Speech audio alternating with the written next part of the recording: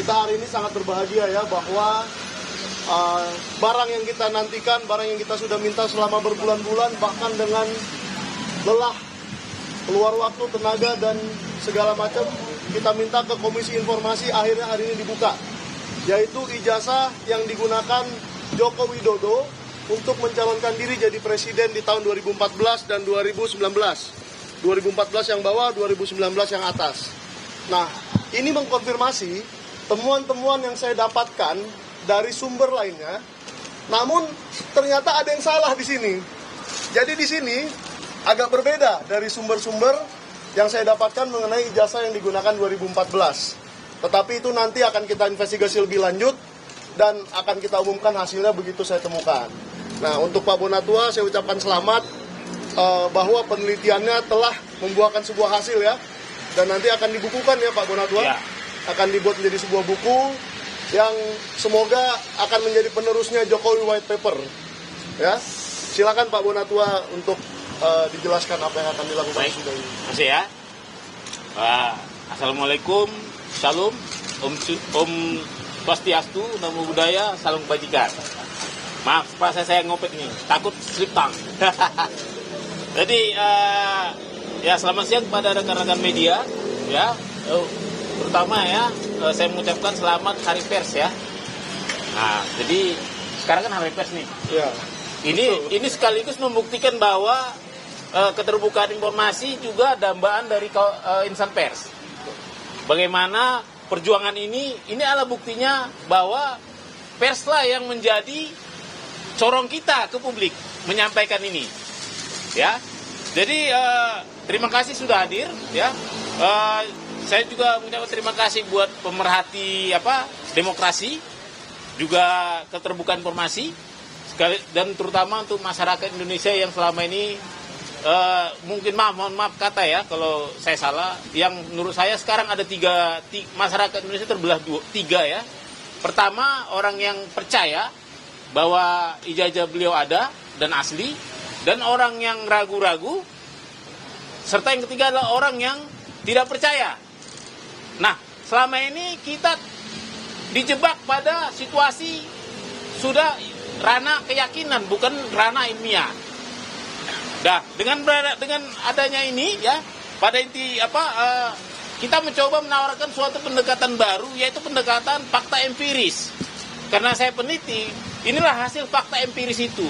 Jadi saya harap masyarakat yang terbelah, yang tadi tiga itu, kembali ke jadi masyarakat ilmiah yang mari melihat ini semua sebagai alat sah untuk diteliti, ya. Ini tentunya sama-sama kita tahu bahwa proses ini kita mulai sejak 3 Agustus yang lalu dengan proses yang panjang dari awal permintaan informasi, lalu KPU mengeluarkan keputusan 731 untuk mengatakan bahwa informasi saya ditolak karena melanggar keputusan KPU 731. Setelah itu publik marah. Setelah publik marah, DPR juga ikut marah, Komisi 2 ikut memanggil mereka. Lalu setelah itu saya juga mengirimkan keberatan, dan keberatan saya itu dijawab dengan dicabutnya keputusan 731 dan disertai dengan diserahkan juga yang 2 ini, tapi ya dengan 9 item yang disembunyikan. Ya. Nah, lantas saya tidak puas, 9 item itu harus dibuka karena ini dalam rangka demokrasi, yaitu jendela keterbukaan informasi. Akhirnya saya sidang sengketakan di Komisi Informasi Publik, dan sampai 6 kali sidang ya sejak November ya. Akhirnya keputusan KIP mengatakan bahwa saya menang. Permintaan saya membuka 9 item diterima. Setelah itu KPU dikasih kesempatan untuk banding ke petun, dan itu yang ternyata KPU cukup bijak, tidak mau menggunakan uang rakyat untuk melawan rakyat, ya. Dengan kata lain, terima kasih KPU ya. Artinya memang ini buktinya bahwa tak sempat saya simpan ini, selalu langsung saya kasih ke publik. Nah, dengan begitu ya, mengapa intinya acara kita ini adalah menerima salinan resmi fotokopi ijazah ya. Ini saya fotokopi ijazah terlegalisir berwarna tanpa sensor. Menyambung kata Bang Mike tadi, Ya. inilah data ijazah pertama dari pintu depan KPU. Meskipun saya tahu, saya teliti banyak ijazah yang dari pintu belakang yang beredar ya. Nah, ini nanti akan kita teliti, tujuannya peneliti, mohon kita dibantu ya Pak Publik. Isu ijazah ini kan sudah memecah kita jadi 3 kubu tadi. Nanti mari kita di medsos, di mana-mana kasih data yang benar. Ya. Yang pasti jangan sampai kita menjadi fitnah. Ya, jangan sampai kita terjebak perbuatan tidak menyenangkan, melanggar undang-undang. Kita ini bisa jadi peneliti dengan apa? Dengan data yang benar. Inilah data yang benar. Ini resmi dari KPU lembaga negara. Meskipun kalian harus ingat bahwa ini memang benar data sekunder, tapi ini belum teruji secara klarifikasi maupun autentikasi. Artinya ini masih asumsi. Jadi mari kita meneliti dengan bijak.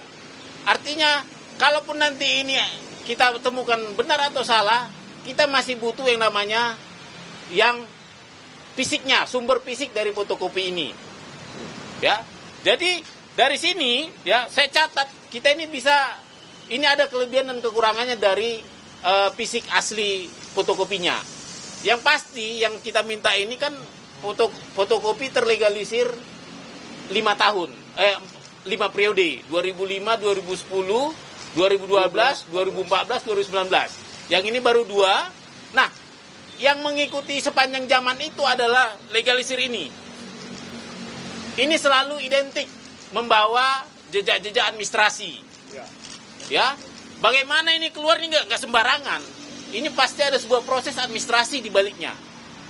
Itu bisa kita mintakan juga ke UGM. Dimulai dari siapa yang meminta, siapa yang melegesnya, siapa yang pihak KPU yang memverifikasi administrasi. Ya, itu bisa bisa jadi verifikasi validasi dokumen 5 dokumen tadi.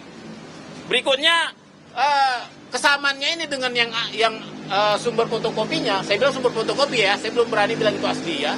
Sumber fotokopinya, katakanlah asumsinya itu asli ya, adalah semogalah informasi ini ya.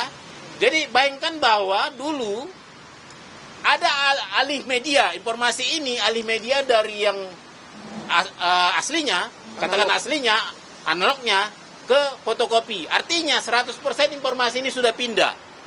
Misalnya nama, logo, foto, tanggal lahir ya kan, tanda tangan, ini sudah 100% pindah alih media dan 100% bisa dipertanggungjawabkan jika ada yang ingin menelitinya. Misalnya tanda tangan itu bisa teliti mungkin nanti netizen ada yang ahli tanda tangan. Yang punya kebetulan dulu meleges pas di tanggal ini. Kan bisa dicek, ini tanda tangannya gimana? Seperti Bang Mike tadi juga, ini kan agak beda posisinya, kok geser ya kan? Nah ini juga agak geser ini dengan data-data yang pernah ada. Nah itu juga nanti akan bisa kita teliti, ya. Dan juga misalnya ada foto, ya, foto juga kita bisa teliti. Tapi khusus untuk foto dan materai, ini hati-hati. Karena apa? Foto dan ini tidak mengandung warna, ya. Walaupun katanya ini foto hitam putih, tapi mungkin kalau foto aslinya agak beda juga, nggak harus hitam putih sekali. Tapi materai juga itu kan berwarna. Meskipun bisa kita lakukan analisis tapi terbatas, ya, tetap terbatas misalnya bentuknya, ya. Dan seperti misalnya juga yang kita tidak bisa, kekurangan kita adalah kita tidak bisa uji dokumen fisik, uji forensik, ya. Kita tidak bisa uji usia kertas, kita tidak bisa uji usia tinta, ya. Kita tidak tahu ukuran aslinya, ini kan A4 ya. Tapi kita tidak tahu ukuran aslinya bagaimana. Itu perlu diingat. Jangan pernah kita meneliti ke wilayah itu memakai sampel ini. Supaya jangan terjadi fitnah. Saya juga tidak suka kalau nanti beliau jadi difitnah. Memang benar kita publik. Tapi tentu kita juga harus punya batas, ya. Mana yang namanya meneliti dokumen publik, mana namanya melewati batas privasi. Nah, untuk itu, ya, sebagai orang yang punya tanggung jawab moral, ya, saya memutuskan membagikan ini di media sosial saya, ya. bisa dicek di media sosial saya. Artinya kalau kalian mau meneliti, jangan pakai teliti yang dibikin orang lain. Takut saya nanti karena ada kebencian, tiba-tiba foto dirubah jadi apa gitu kan. Tanda tangan dirubah jadi apa, sehingga kawan-kawan terjebak pada fitnah. Karena meneliti sampel yang tidak sekunder. Ini kan sekunder ya. Seperti itu. Jadi nanti silakan, mungkin nanti malam saya akan upload ini. Nah, mari kita berdiskusi seluruh Indonesia. Kita jadikan ini diskursus publik. Semua kita dari sini mari berbicara dengan gaya peneliti. Tapi jangan sembarangan tuduh. Seperti itu. Dan yang terakhir nih, saya mungkin harus mengucapkan terima kasih buat Bapak Prabowo ya, yang tetap menjaga iklim demokrasi. Kita tahu KPU ini kita ibaratkan adalah rumah demokrasi kita. Dan kita juga berterima kasih kepada KIP yang menjaga selalu supaya pintu KPU, pintu keterbukaan informasi KPU terbuka. Dan saya juga meskipun kita perjuangan panjang, saya juga berterima kasih ke KPU. Ya meskipun tadi sempat menolak permintaan informasi saya, sempat mengeluarkan peraturan 731, melakukan uji konsekuensi, sempat kita bersidang susah payah, sempat juga saling bantah-membantah, tapi itu sudah close, kita selesaikan permasalahan kita lanjut ke permasalahan bangsa yang lebih besar, yaitu bagaimana keterbukaan informasi selanjutnya. Saya rasa itu saja. Barangkali ada pertanyaan? Tetap dikasih ke Andri. Ada satu lagi penutup mungkin ya, karena belum ada pertanyaan. Tetap publik bantu kami, dukung kami, karena tugas kita ada 3 lagi ya. Saya lagi meminta ke KPU DKI, KPU Kota Solo untuk tahun 2005-2010. Mereka sudah respon, nanti kita akan berbagi lagi. Artinya ini akan lengkap kita buat jadi data publik. Karena ini memang saya juga... Di sini saya buat ini untuk penelitian. Mari kita meneliti ya secara bersama-sama. Kenapa? Publik punya hak untuk meneliti informasi publik. Ini bukan barang yang kita takutin untuk diteliti. Kenapa? Hak publik sudah dinikmati pejabat publik. Sudah sepatutnya kita publik juga mengganggu haknya. Seperti itu. Saya rasa itu aja. Ada mau tambahin Bang Mai? Ya, saya tambahin sedikit ya Pak Bona, supaya kita tidak lupa bahwa ijazah-ijazah ini sudah seharusnya diberikan kepada Arsip Nasional Republik Indonesia untuk diautentikasi, supaya publik percaya bahwa ini asli. Dibawalah oleh Pak Jokowi ijazah aslinya, dan KPU membawa ijazah 2 ini dan dibawa ke Arsip Nasional supaya diautentikasi menjadi asli. Karena identik itu menurut saya tidak ada gunanya. Nah, yang kedua, tolong KPU Solo dan KPU DKI Jakarta, sudahlah, kita sudahi saja sidang itu. KPU RI saja sudah memberikan, ada apa lagi yang bermasalah di sini? Berarti ini adalah data publik dan harus diberikan.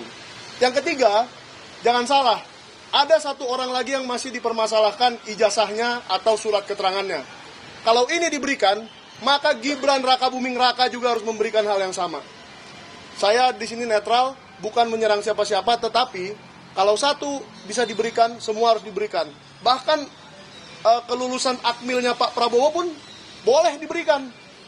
Jadi jangan ada yang dibilang tabu atau wajangan karena dia masih menjabat, tidak. Menurut saya akan lebih gentle, lebih keren, lebih anak muda, lebih Gen Z kalau Pak Gibran juga memberikan hal yang sama kepada kita. Sudah, itu aja dari saya. Ya, terima kasih. Ya,